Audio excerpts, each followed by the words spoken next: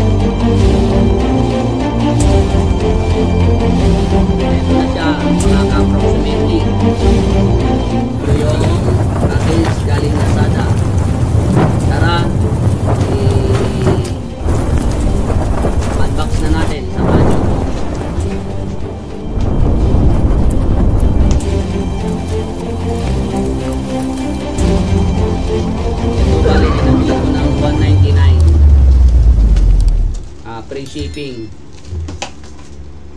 May mga ibang seller na nagtitinda nito, bali umaabot siya ng 300 plus to 400. Yung iba naman 299 to 300 plus. So, nakita ko sa isang seller na 199 lang yung price niya, so binili ko na siya.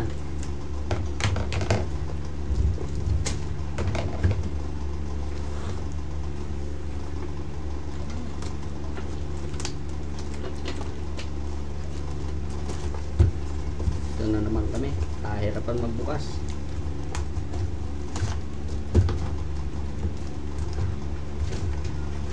Dito lang pala sa kabila.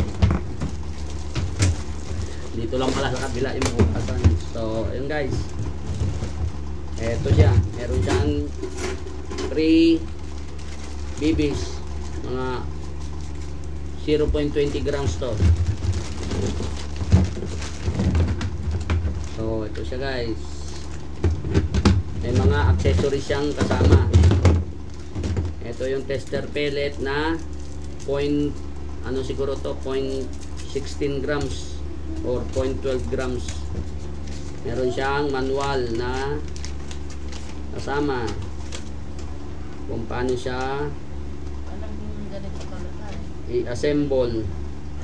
Pati yung masulat siya sa inkik kasi made of China to, mga approximately. Bali yung drawing, ayan.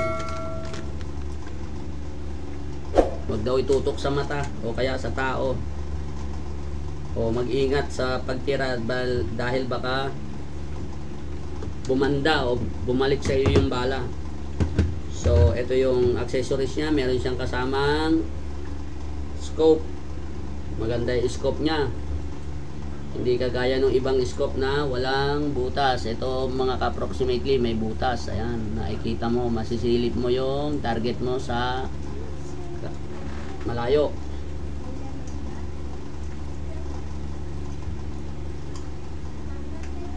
laser tong scope na to, tapos may silipan.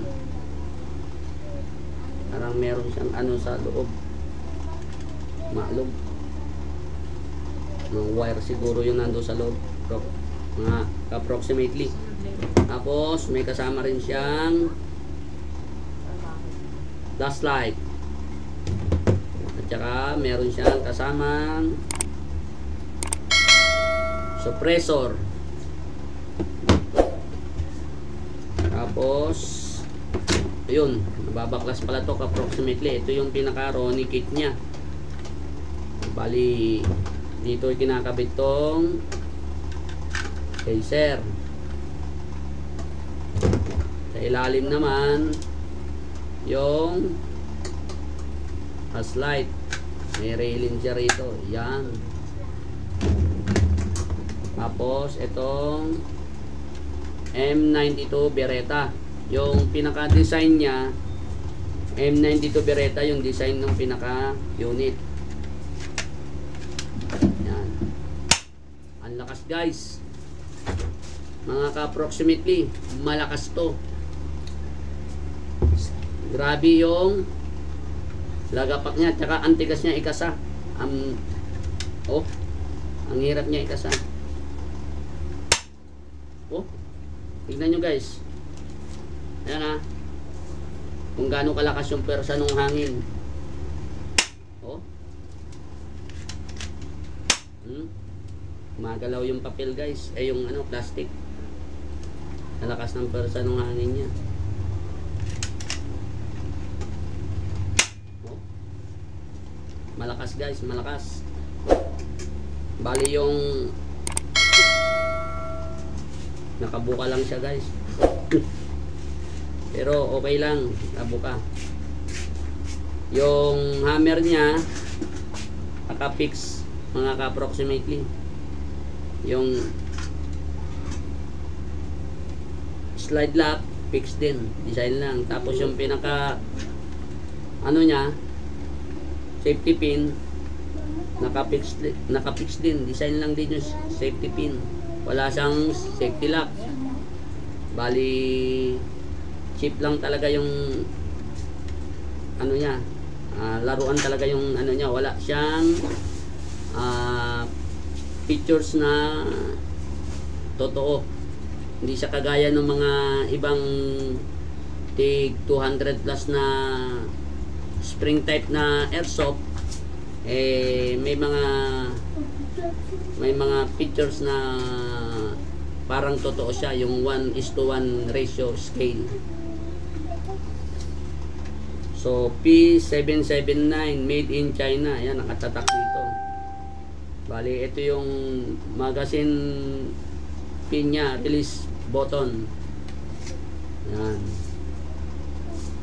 Mabigat yung ano niya guys, may pabigat din siyang bakal. Ito parang meron din, may kabigatan din siya konti. Siguro mga to, pag binuo mo to mga 200 grams siya. Yan.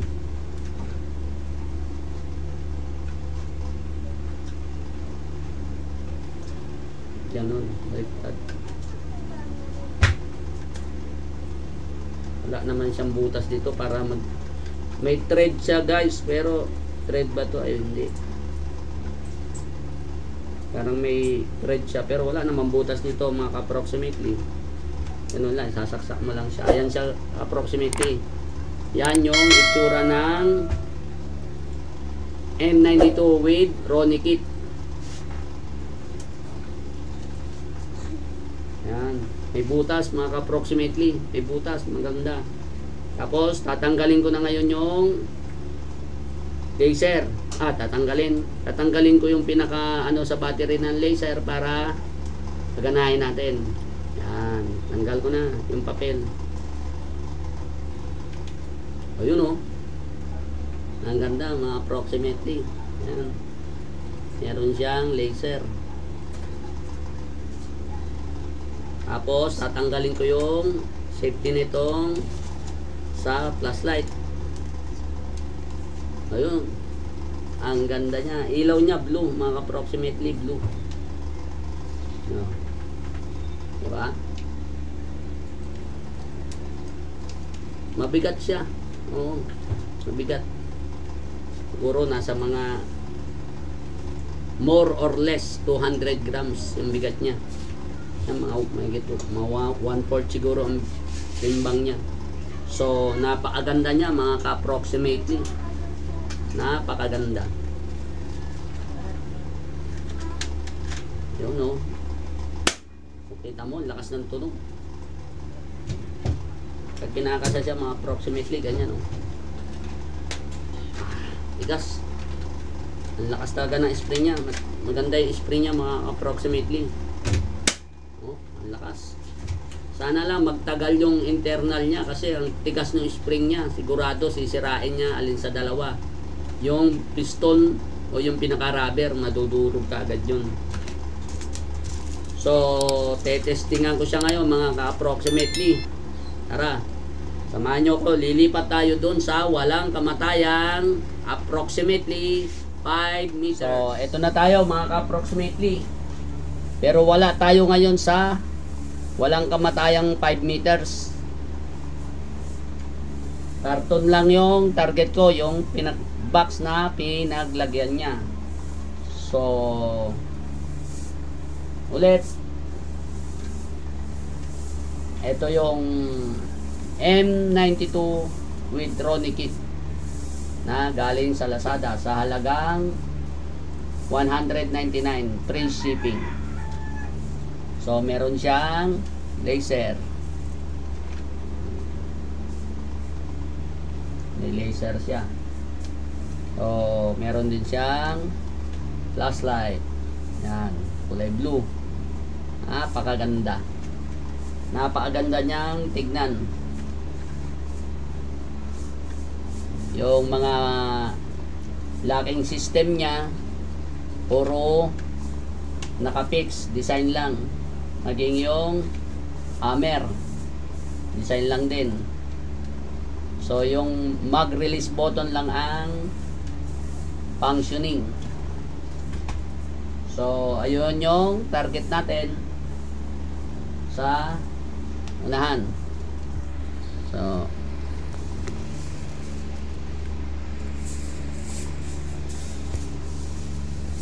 ayan. So susubukan kong tumarget kung malakas talaga siya, kung kaya niya bumaon doon sa karton. Tara mga ka-approximately, sabay-sabay nating testingan. Yan yung pagtasan niya. 13 bullets nga pala ang pwedeng i-load sa magazine niya. So ang nilagay ko is 7 lang, 7.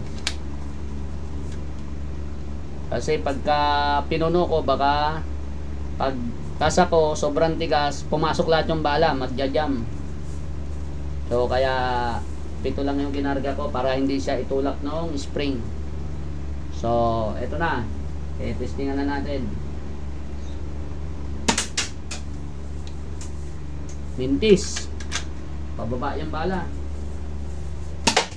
Yun.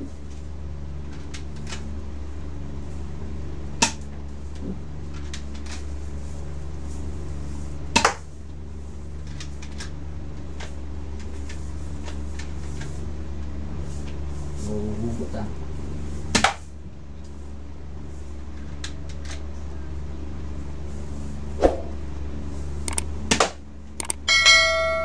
Tumatalbog yung bala guys. Hindi niya kayang baunan yun. Matigas masyado. Makapal.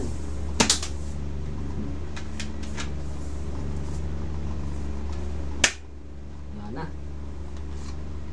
So, nagkakarga ko ulit ng bala.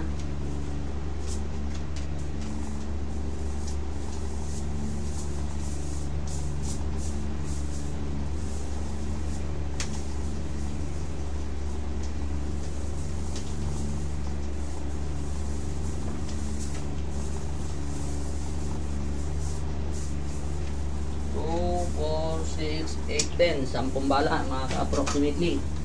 Subukan naman natin na wala yung kanyang Ronnie kit. So tinanggal ko mga ka-approximately.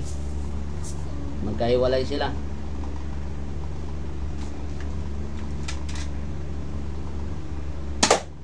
Oh, ang lakas lakas ng talbog.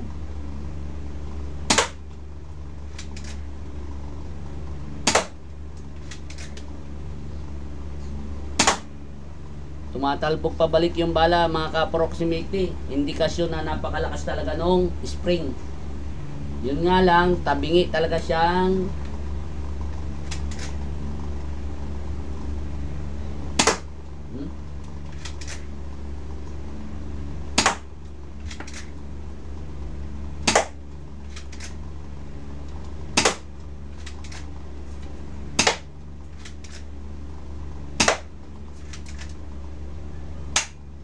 oh, mga approximately ito yung M92 with Ronnie kit. O, tignan natin yung tama natin kung gaano ba kalakas to, kung bumaon ba o ano nangyari.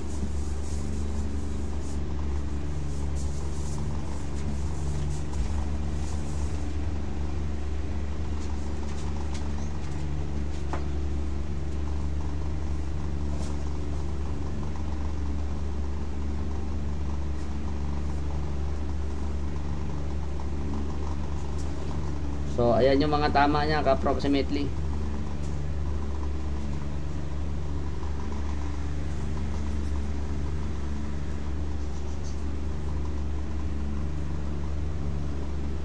Ayan yung tama. So, makikita mo rito sa karton, mga ka-approximately, na ito sa maliwanag. Yan, yung tama niya approximately. Makikita mo dyan sa karton yung bali bumabaon siya, yung nabubutas yung karton.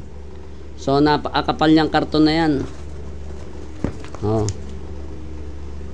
Yan yung gaano kakapal yan, pero bumabaon siya. Ganyan kalakas yung unit na in-expire natin, yung M92 with Ronnie kit from Lazada. So, kitang-kita nyo naman nabutas. Kaya lang, yun nga, sa tingin ko, sa sobrang lakas niya, ay lumilihis yung bala. Hindi mo siya maisentro.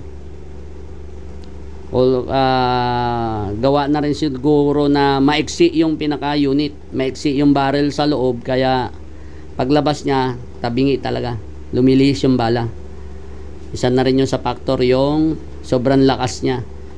Biruin nyo yung makapal na karton, na matigas yung karton na yan, oh, kapal, pero na halos mabutas niya,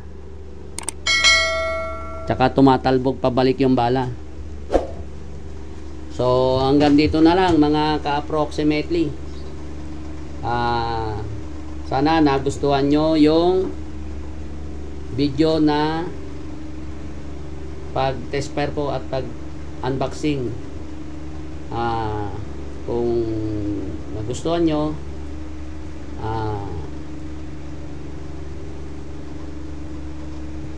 like and subscribe, at maraming salamat sa panonood.